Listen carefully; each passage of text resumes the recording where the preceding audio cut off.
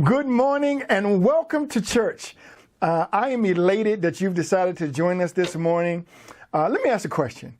Do you know what today is? It's our anniversary. Discover Community Church turns 1 year old today. I am elated to work with such amazing, talented and gifted people. We have created something extremely unique where we love God, we love people, and we're determined to make a difference. Look, we try to make sure our programming is set up around that we love God, we love people, and we're trying to make a difference. When we come up with our preaching calendar, we try to make sure that we're preaching messages that will help you love God, that will help you love people, that will help you make a difference. We are excited that Discover has turned 1 year old. We have been working on it. It's a unique place, and I am super happy to be a part of such a dynamic ministry. We meet every other Sunday because we believe self-care is extremely important. We love people and we want people to be balanced. Pastor West and I talk on Tuesdays about sustainable pace for our leadership team because we believe well-balanced lives will equate to a well-balanced ministry. And so in the light, we meet every other Sunday because every other Sunday is self-care Sunday.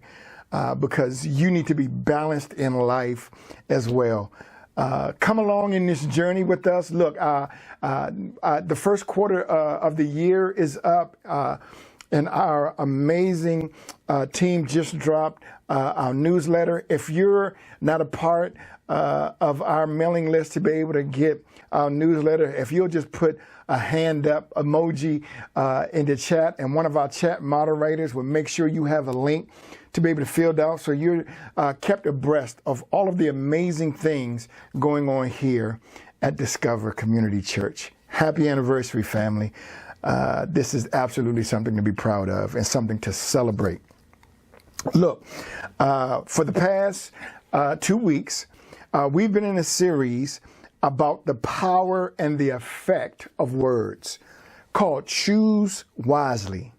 Words are powerful because we have all been shaped by the words spoken to us. See, words are so powerful that we can be affected even by unspoken words. Because it would have meant the world to me to hear him say, "I'm proud of you." I wish I would have heard her say, "I love you." I wish I could have heard them say, "I'll always have your back." I wish I could have heard her say, "I think you're beautiful." Because even unspoken words are extremely powerful. In message 1 was a message called "It's Heavy." And in the message, we realized that words carry weight. And not all words weigh the same. And we found out that negative words weigh more. In message 2 was a message called "Who Said That?" And we found that we are often in a relationship with people, and that relationship that we have with them is different than the relationship that they have with us.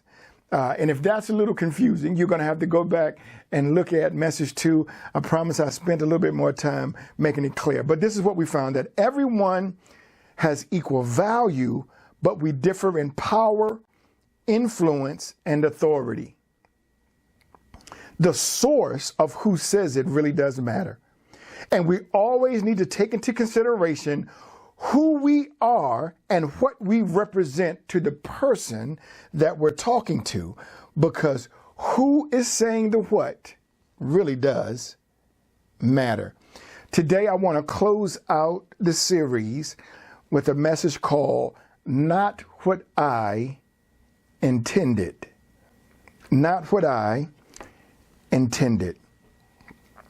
Understand that when you speak, your intention does not matter.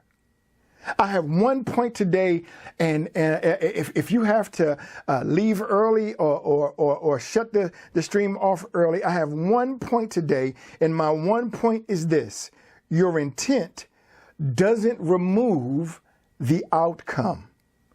Your intent doesn't remove the outcome. Quick question: have you ever borrowed something from somebody and accidentally damaged it? And even though you didn't mean it, even though you didn't mean to do it, you still damaged the item. And when the item is damaged, it needs to be repaired or replaced, not explained. Intent does not remove the outcome. So, some years ago, my oldest, KK, he was probably either late 1 or just about to turn 2. He's a toddler, and mommy would leave early for work, and so it was my job to get him dressed and get him over to the babysitter. Well, we both wake up in the morning, and his first request is for some deuce. And for those non-parents out there, deuce to a toddler is some juice. So he wants deuce, so I have to run downstairs to get the juice so that we can start our day. So I'm running downstairs, I got the juice, and I'm on my way up. And on my way up, I see my toddler at the top of the stairs, and he's rubbing sleep out of his eyes, and he accidentally slips, and he's beginning to fall down the stairs as I'm trying to run up the stairs, and it feels like life is in slow motion. And I'm watching him topple over and over, and I go to stop him, and I grab his arm to stop him, and when I grab his arm, I hear him scream to the top of his lungs. I hurt his arm. And I didn't mean to do it, but he still hurt. I was trying to do good, but he still needs medical attention. What I did not say was, that wasn't my intention, so there's no need to go to the doctor. No, we indeed went to the doctor, and I had to call my wife at work to tell her that me and her baby are on the way to the emergency room, and that's a tough call, because she says, well, what happened? Well, he was falling down the stairs, and I went to stop him, and I probably did more damage than if I allowed him to roll down the stairs. And we can see that when it comes to an item or physical injury, we can see that, but we fail to see that when we damage people's souls with our words, that our intention does not remove the outcome. In the same way, the items or the physical injury, there is a need for repair or replacement. There is a need for repair or replacement. You need to recognize that you've caused damage and engage in the process of repair. Or, for some of us, there needs to be a replacement.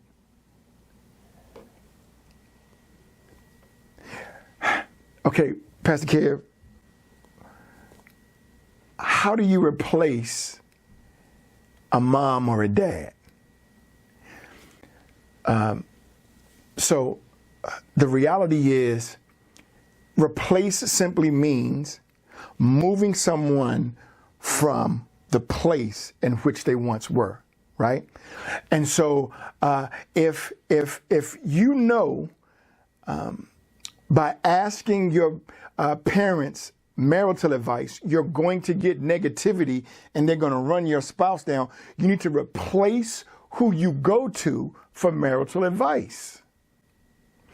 And when someone has injured you, you take them out of that place until either they've engaged in the process of repair and shown genuine remorse and earned their way back to that place. And we recognize that when we see physical injury. We recognize that when we've messed up and broken someone's item. We don't see that when we've injured someone with our words. There needs to be repair done because we've damaged someone's soul with our words. There needs to be repair done because we've damaged someone's self-esteem and self-worth with our words. Because intent doesn't remove the outcome.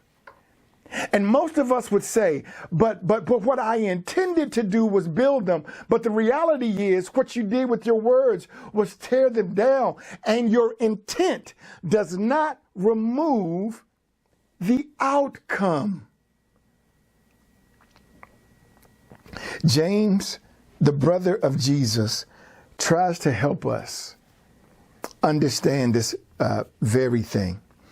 In James chapter 3, verse 2, he says, he makes a statement that grounds us all and puts us all on the same level. He says, we all stumble in many ways. Now, look, whether you're a God follower or not, I think we can all agree with that statement that we all stumble in many ways, right?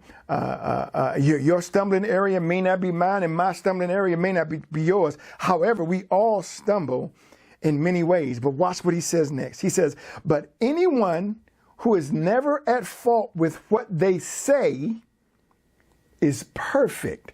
And let me tell you what James is saying. What James is saying is when you grow to a place where you can control your mouth, then you have reached the pinnacle of maturity. And the problem is, present company included, we have not gotten to a place where we can control our mouth effectively. He says anyone who is never at fault in what they say is perfect and able to keep their whole body in check. The greatest test for discipline is how you use your words. He picks up that same sentiment in verse 5. He says, likewise, the tongue is a small part of the body, but it makes great boasts. Now, what he does next is gives us a word picture that we, in this country at least, we're very familiar with after witnessing the brush and forest fires in California. He says this: consider what a great forest is set on fire by a small spark. And the wildfires in California are set ablaze by a careless flick of a cigarette or an unattended campfire. And it's not their intent to start this amazing blaze, but just because it wasn't your intent, it doesn't remove the outcome. And the outcome is tremendous damage. Acres and miles of scorched forests and destroyed homes. And even though it wasn't the intent, the damage was still done. And your good intention does not remove the outcome. And then he equates that, after he uses that word picture, he equates that in verse 6. He says, the tongue is also a fire, a world of evil amongst the parts of the body. Your tongue can light your marriage on fire. Your words can set your child's self-esteem ablaze. And we've got to be careful how we use our words. Because James says this tongue can set a relationship ablaze. And the question becomes, how then do you extinguish a word fire? Isn't that a good question?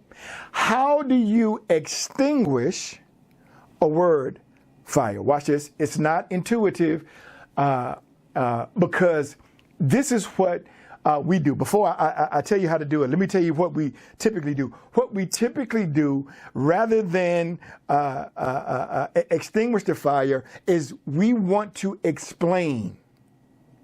And we want to explain because we feel if you understand my intention, then you should feel better knowing that that wasn't my intention. And that perspective is extremely selfish because you're saying, forget how you feel because my intention was to do good, and you overlook their damage because you feel your intent is more important than the damage that you caused. Preach, Pastor Kev. And we try to explain it away. So, Pastor Kev, how do you extinguish a word fire? This is what you say. I am so sorry. Period. No explanation. I am sorry. Now, let me be honest with you. I used to teach that an apology had two parts. I used to teach that an apology had, number one, an expression of regret. An expression of regret. I'm sorry. And then I used to teach that, number two, the second part of an apology was a request for forgiveness. I no longer teach an apology in that manner because an apology is a gift, first to the one who's offended and lastly to the one who did the offending. And I should not request a gift from the person that I've offended.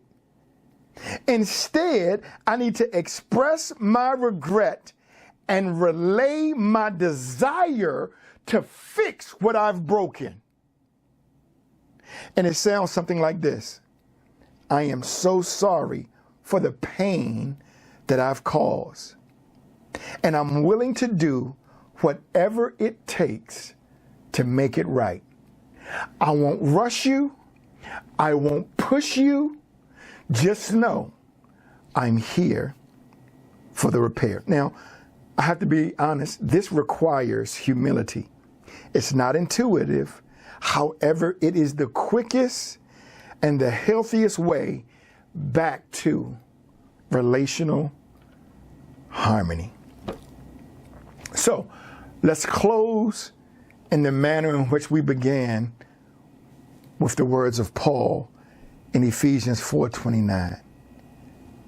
He wants to remind us that you do not let any unwholesome talk come out of your mouths, but only what is helpful for the building up of others according to their needs, that it may benefit those who listen. Family, words are extremely powerful. They have the power to shape a life, change the trajectory of a life. So it's extremely important that we choose wisely. Get it? Got it?